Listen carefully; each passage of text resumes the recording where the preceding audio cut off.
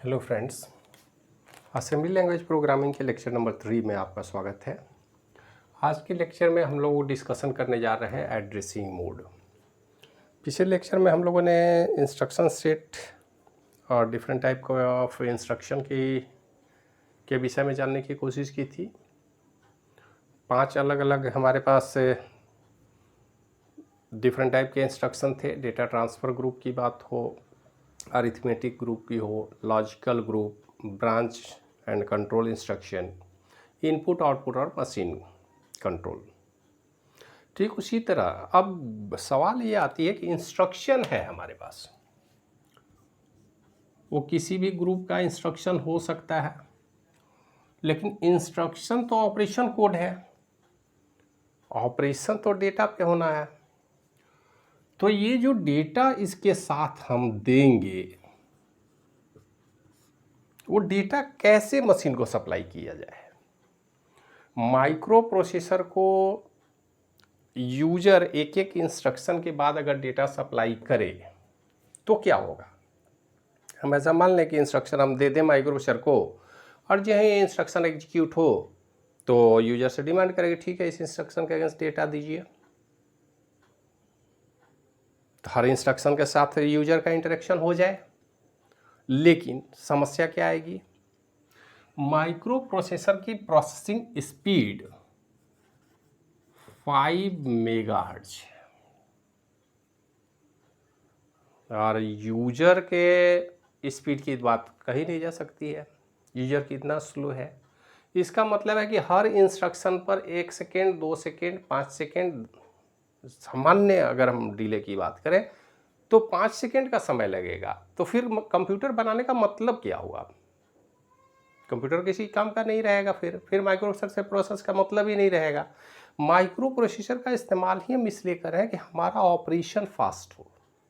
Operation fast तभी होगा जब यूजर के डायरेक्ट इंटरेक्शन को रोका जाए। प्रोग्राम को आप पहले से लिख दें और माइक्रो प्रोसेसर को स्टार्ट कर दे, वो एग्जीक्यूट करके फिनिश कर देगा टास्क को।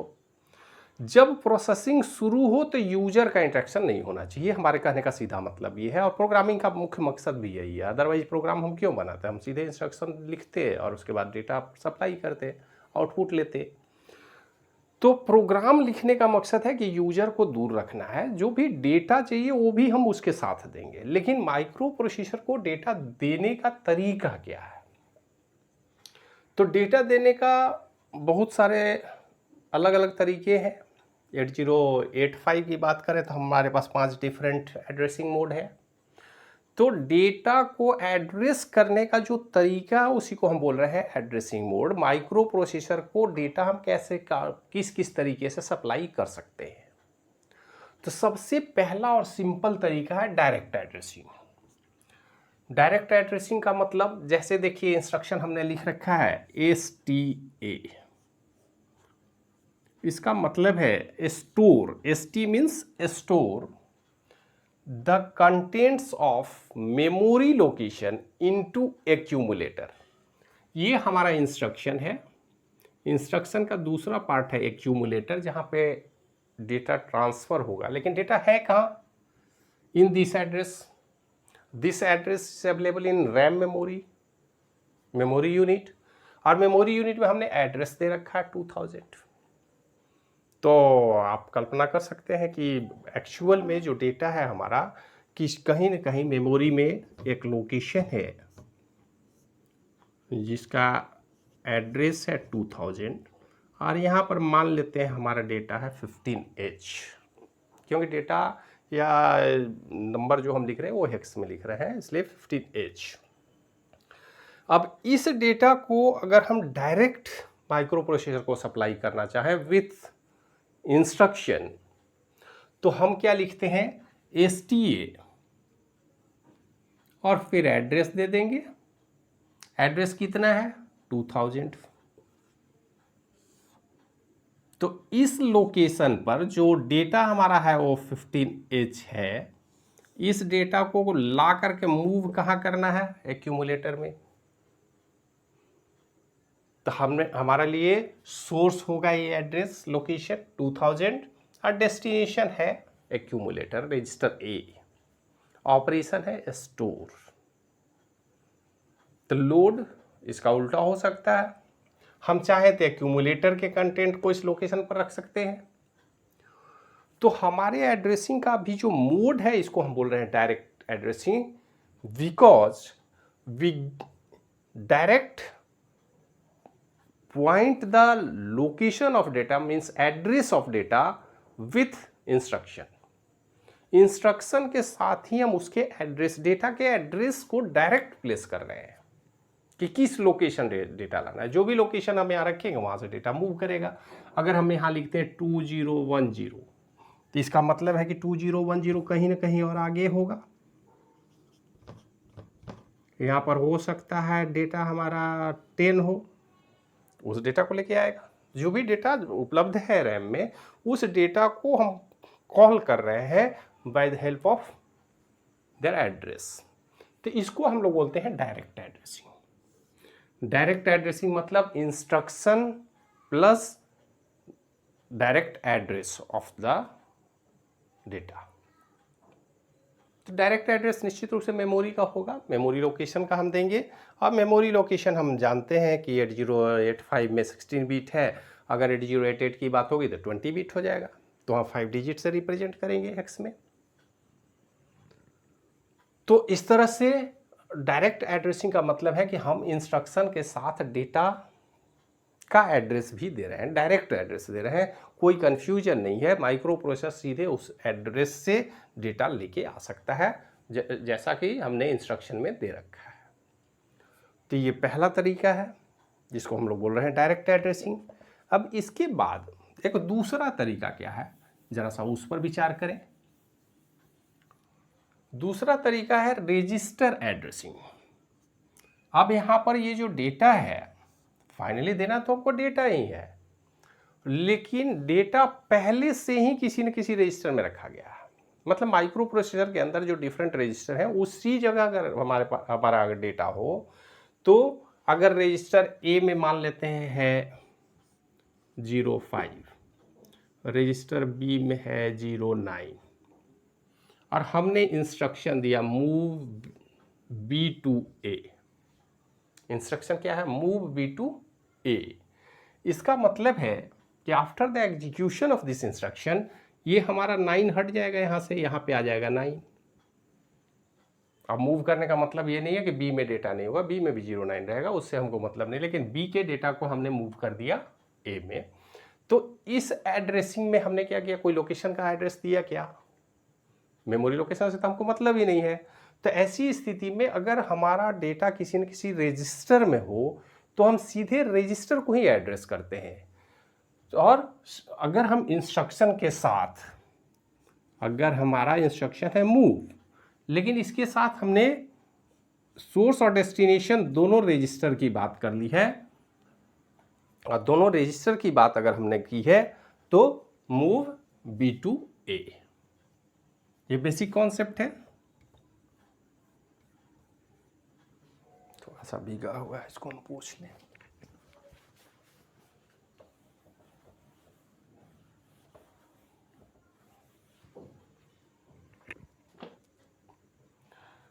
तो पहला था डायरेक्ट एड्रेसिंग जिसमें हमने मेमोरी लोकेशन के एड्रेस को दिया। दूसरा रजिस्टर एड्रेसिंग जिसमें एड्रेस की जगह पर हमने किसी रजिस्टर का उल्लेख किया, किसी रजिस्टर के विषय में बताया। सोर्स और डेस्टिनेशन दोनों ही रजिस्टर ही होंगे। Register to register data transfer करना हो तो हमें रजिस्टर एड्रेसिंग की ज़रूरत होगी। इसमें किसी मेमोरी लोकेशन की कोई आवश्यकता नहीं है, किसी आईओ डिवाइस का ऑपरेशन की ज़रूरत नहीं है। तो डेटा हमारा मेमोरी में भी हो सकता है, रजिस्टर में भी हो सकता है। तीसरा है रजिस्टर इनडायरेक्ट एड्रेसिंग। अब रजिस्टर इनडायरेक्ट एड्रेसिंग का मतलब क्या है? जैसा हमने आपको बताया था कि हमारे माइक्रो प्रोसेसर के अंदर एक स्पेशल रजिस्टर है, उस रजिस्टर को हम लोग बोलते हैं HL रजिस्टर पेयर।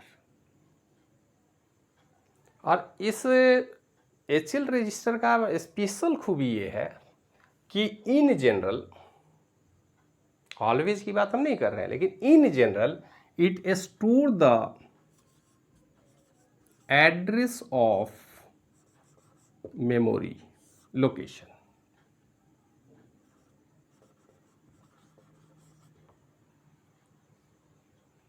अब जैसे मान लेते हैं डेटा हमारा है, यहाँ पे है लोकेशन, हम मान लें 2040, इस तरह से कहीं लोकेशन है 2040 और वहाँ पे डेटा है 17।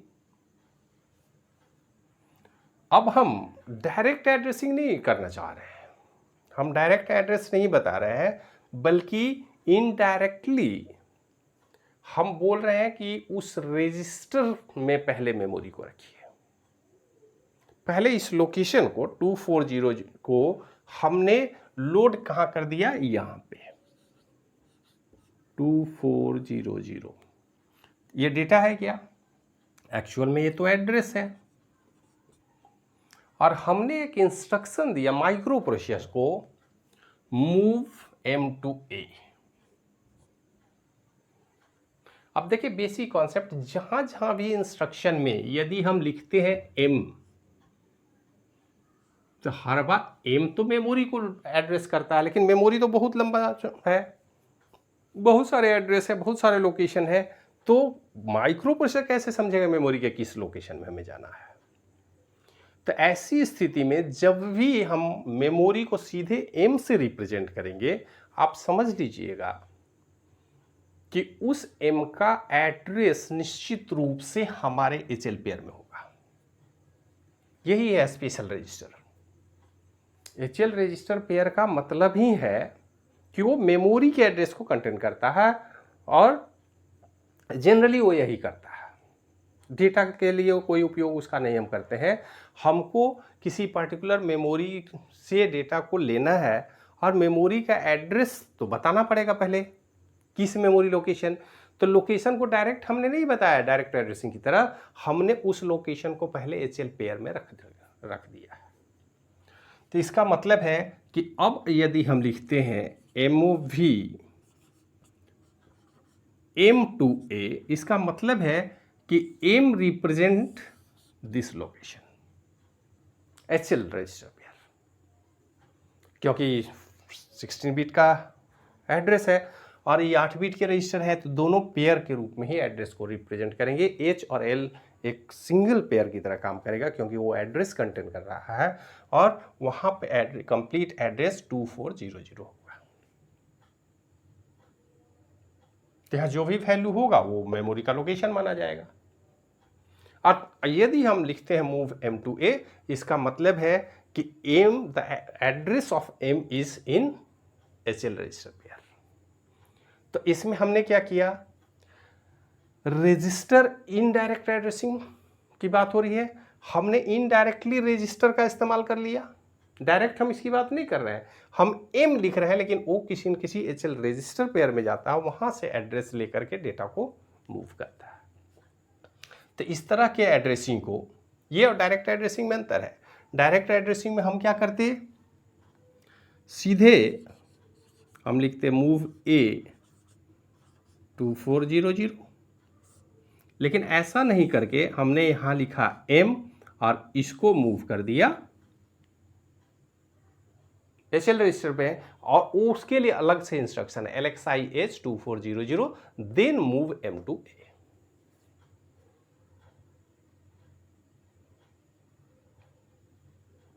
इस तरह से हम आप आसानी से समझ रहे हैं कि जहां भी M कैपिटल M मेमोरी के लिए रिप्रेजेंट होगा, उस मेमोरी का address always available in HL register pair.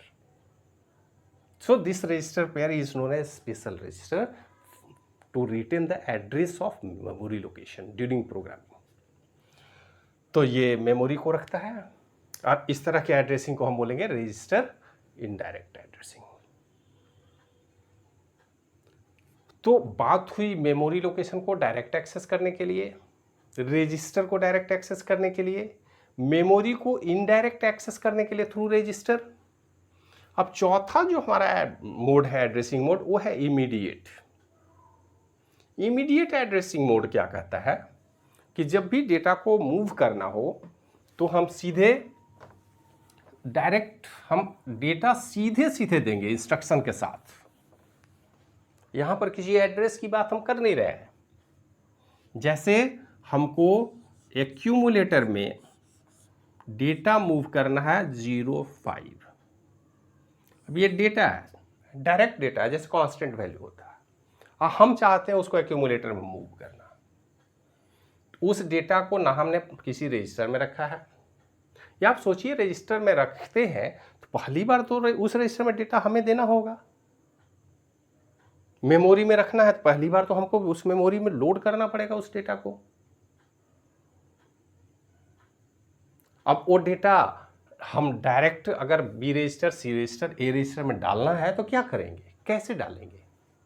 और जब तक यूजर डायरेक्ट डेटा रजिस्टर या मेमोरी में नहीं डाल दे तब तक उसका प्रोसेसिंग कैसे होगा?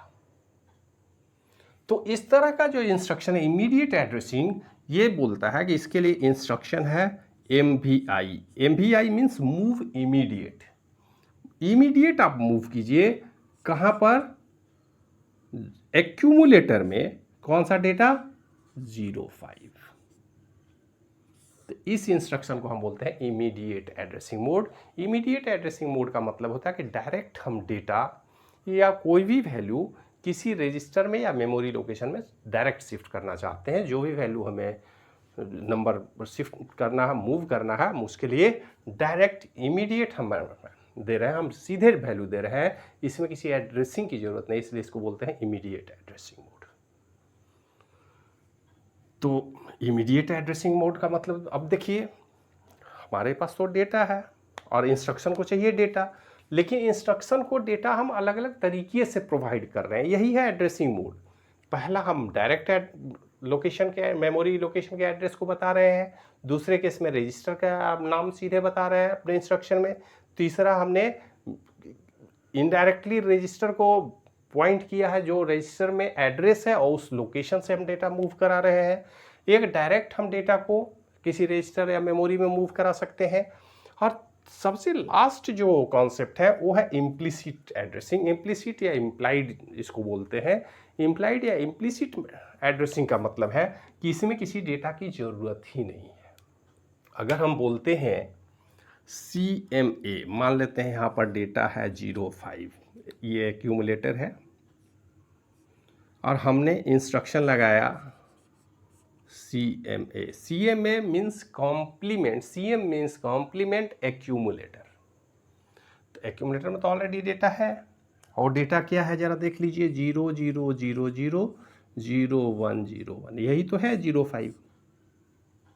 8 बिट का एक्यूमुलेटर है, 8 बिट के डेटा है। हम भले ही इसको 0.5 पढ़ रहे हैं अपनी सुविधा के लिए, लेकिन एक्चुअल डेटा तो ये है। हमने इंस्ट्रक्शन दिया CMA means complement accumulator. Complement मतलब आप जानते हैं फर्स्ट कॉम्प्लीमेंट वो क्या होगा, ये हो जाएगा F और ये हो जाएगा A। मतलब आफ्टर कॉम्प्लीमेंट ये डेटा हो जाएगा FA।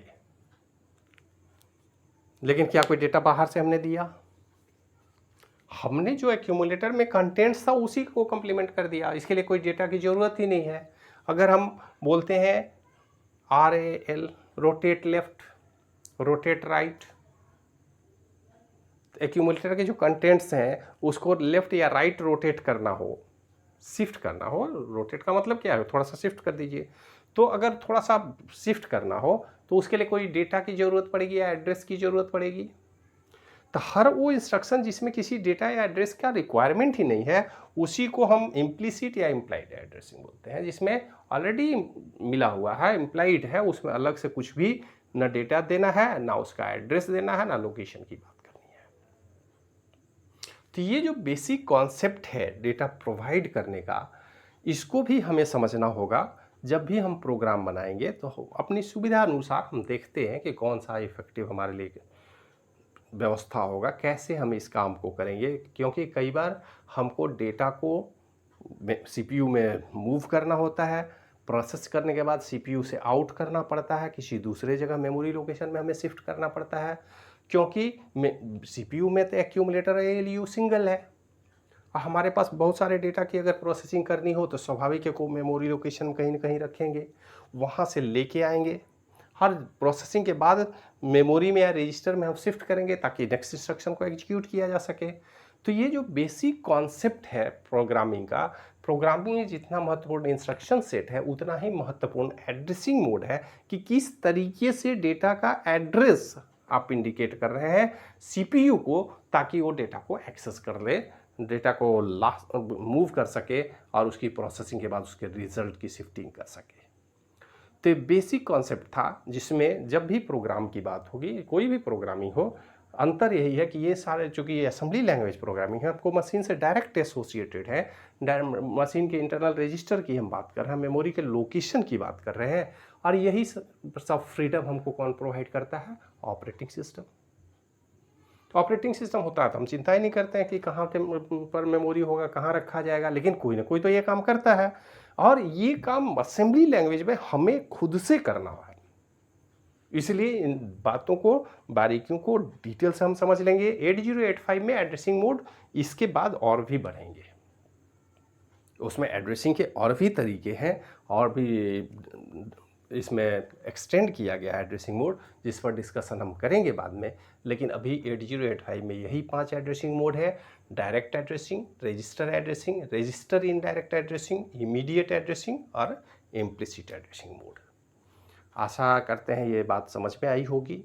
वीडियो को देखें, बार बार देखें, नहीं समझ में आए तो कमेंट करें, हम उसमें कोई भी प्रॉब्लम होगी तो उसका सॉल्यूशन प्रोवाइड करने की कोशिश करेंगे ताकि आपको कोई दिक्कत ना हो। ऐसे लेक्चर नोट इसका हमने ऑलरेडी आपको दे दिया है, उसको आप पढ़ेंगे और जो भी प्रॉब्लम होगा हम लोग डिस्कशन कर सकते हैं।